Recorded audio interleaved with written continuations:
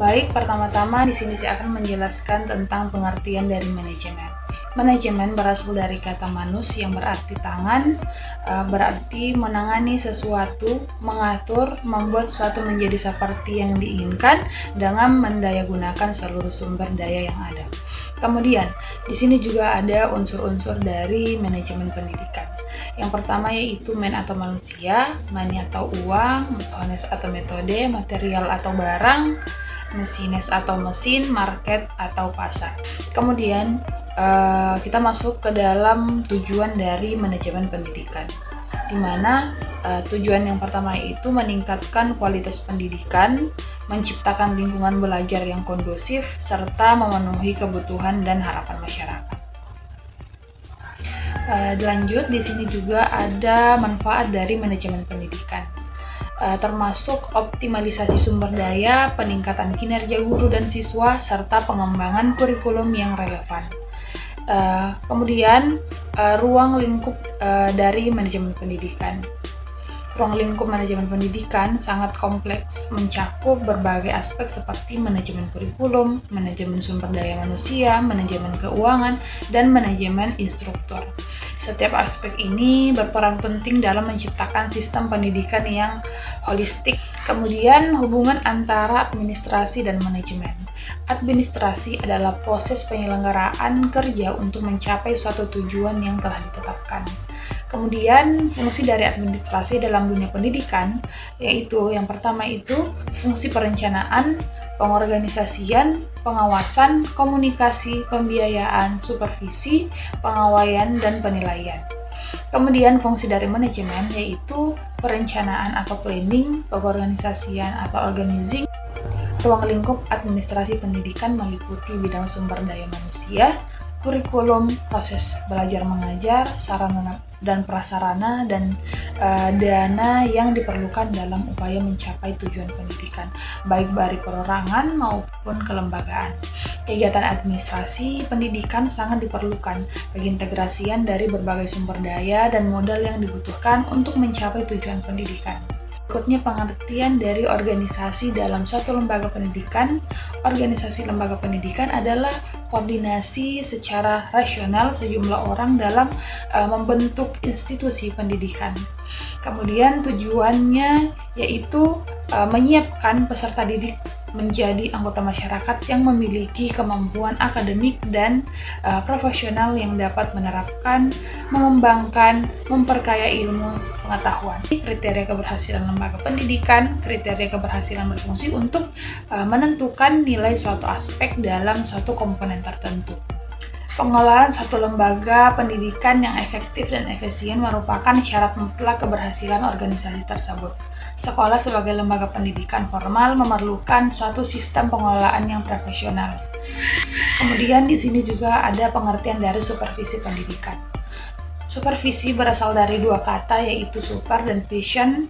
Kata super mengandung makna peringatan atau posisi yang lebih tinggi. Superior, atasan, lebih hebat atau lebih baik. Sedangkan kata vision berarti mengandung makna kemampuan untuk menyadari sesuatu tidak benar-benar terlihat. Berikutnya di sini ada fungsi dari supervisi pendidikan.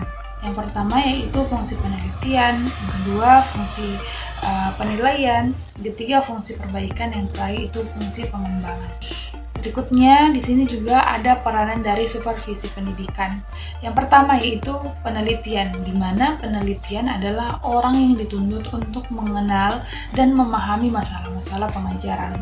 Kemudian yang kedua yaitu konsultan atau penasihat, yaitu orang yang harus dapat membantu guru untuk melakukan cara-cara yang lebih baik dalam mengelola proses pembelajaran. Kemudian pelopor pembaharuan juga jangan pernah merasa puas dengan cara-cara dan hasil yang sudah dicapai. Ada juga fasilitator dan motivator. Nah, kita masuk ke dalam pengertian kepemimpinan pendidikan. Kepemimpinan pendidikan merupakan kemampuan untuk menggerakkan pelaksanaan pendidikan, sehingga tujuan pendidikan yang telah ditetapkan dapat dicapai secara efektif dan efisien.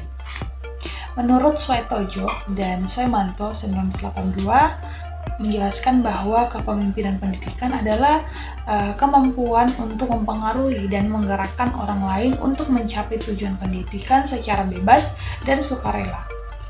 Kemudian ada juga unsur-unsur dari kepemimpinan pendidikan. Unsur pemimpin atau orang yang mempengaruhi, unsur yang dipimpin sebagai pihak yang dipengaruhi, kemudian unsur interaksi atau kegiatan usaha dan proses mempengaruhi, kemudian unsur tujuan yang hendak dicapai dalam proses pengaruh, dan unsur perilaku atau kegiatan yang dilakukan sebagai hasil mempengaruhi. Kepala sekolah sebagai administrator. Kata kepala sekolah sebagai administrator yaitu mengelola kurikulum, mengelola administrasi peserta didik, mengelola administrasi personalia, mengelola administrasi sarana prasarana, mengelola administrasi kearsipan, dan mengelola administrasi keuangan. Bahwa kepala sekolah sangat baik. Kemudian kita masuk ke dalam peran kepala sekolah sebagai administrator. Kepala sekolah sebagai supervisor di lembaga yang dipimpinnya harus memahami dan melaksanakan secara baik perannya sebagai supervisor.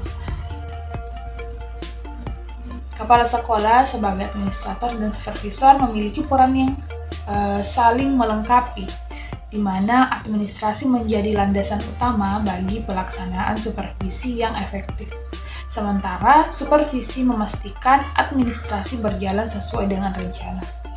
Ketika kedua peran ini dijalankan secara sinergis, kepala sekolah dapat menciptakan lingkungan belajar yang efisien dan berkualitas, sehingga tujuan pendidikan dapat mencapai dengan optimal.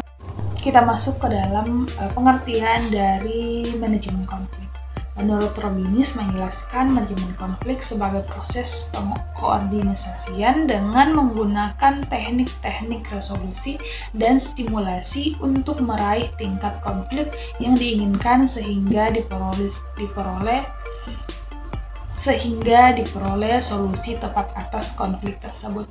Kemudian di sini juga ada peranan guru dalam proses manajemen pendidikan. Yang pertama yaitu sebagai pendidik, guru sebagai sumber belajar, guru sebagai fasilitator dan pemandu wisata, guru sebagai konselor, guru sebagai inovator dan motivator, guru sebagai pelatih, dan juga guru sebagai evaluator.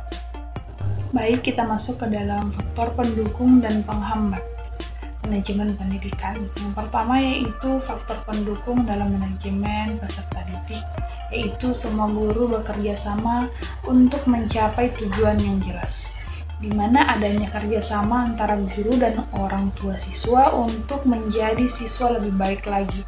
Semua kegiatan terprogram dengan jelas mulai dari rancangan hingga hasil evaluasi. Kemudian yang berikutnya itu faktor-faktor yang mempengaruhi manajemen peserta didik, yaitu kurangnya sarana prasarana untuk menunjang proses pembelajaran siswa, di mana harus ada alat peraga untuk menjelaskan setiap topik. Baik, kita masuk ke dalam pengertian manajemen strategik. Manajemen strategik adalah suatu pendekatan yang sistematif bagi suatu tanggung jawab manajemen, mengkondisikan organisasi ke posisi yang dipastikan mencapai tujuan dengan cara yang akan meyakinkan keberhasilan yang berkelanjutan dan membuat organisasi atau sekolah menjamin atau mengembangkan format yang mengejutkan. Kemudian implementasi strategik, di mana implementasi strategik ini yaitu proses di mana manajemen mewujudkan strategi dan kebijakan dalam tindakan melalui pengembangan program, anggaran, dan prosedur. Baik, kita masuk ke dalam pengertian dari pengambilan keputusan. Pengambilan keputusan adalah proses memilih di antara berbagai alternatif atau pilihan untuk mencapai tujuan tertentu, sedangkan pemecahan masalah adalah proses yang dilakukan untuk menemukan solusi atau cara mengatasi suatu masalah. Di sini juga ada langkah-langkah pengambilan keputusan. Langkah-langkah dalam proses pengambilan keputusan merupakan rangkaian tindakan yang dilakukan mencapai tujuan atau menyelesaikan masalah. Kemudian faktor yang mempengaruhi efektivitas pengambilan keputusan dan pemecahan masalah. Yang pertama yaitu informasi yang tersedia, kemampuan pengambilan keputusan, kondisi lingkungan, komunikasi, dan kolaborasi. Yang terakhir di sini yaitu tipe-tipe pengambilan keputusan dan pemecahan masalah. Di tipe-tipe ini cuma ada dua, yaitu pengambilan keputusan dan tipe-tipe pemecahan masalah. Setelah tadi pemaparan materi tentang final saya mengenai manajemen pendidikan sekolah dasar. Sekarang di sini saya berada di salah satu fakultas di Universitas Muhammadiyah Makassar. Di sini saya berada di salah satu fakultasnya yaitu Fakultas Keguruan dan Ilmu Pendidikan. Untuk teman-teman yang ingin bergabung bersama kami di Universitas Muhammadiyah Makassar, khususnya di Fakultas Keguruan dan Ilmu Pendidikan, Prodi Pendidikan Guru Sekolah Dasar,